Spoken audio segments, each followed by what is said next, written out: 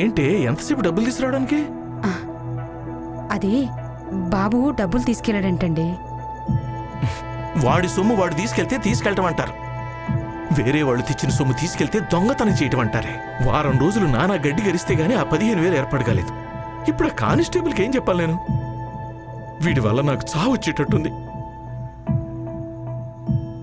ఇప్పుడు ఏం చేద్దామండి? ఏట్లో దూకుతానే. ఏదో ఒకటి చేసి వస్తానులే.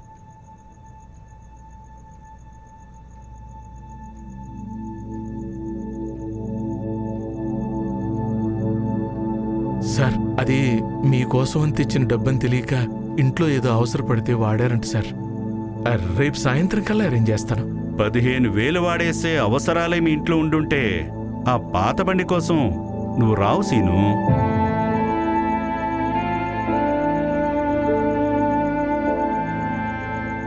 పిల్లల్ని కంటమే కాదు, ఎలా పెంచాలో కూడా తెలియాలి.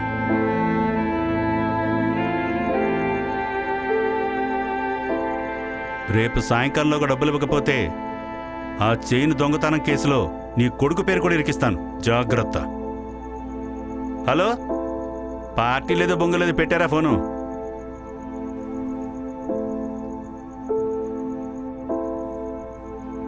అదేంటండి, డబ్బులు ఇవ్వడం కొంచెం ఆలస్యం అవుతుంది అన్నాం, దానికే Srinu అనేస్తాడేంటండి?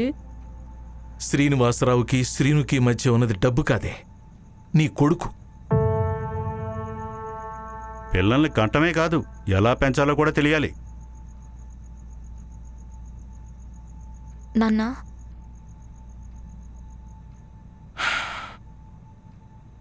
Enter the new dragon. అమ్మో డ్రాగన్. రేయ్, డబ్బెందుకు తీసుకున్నావురా?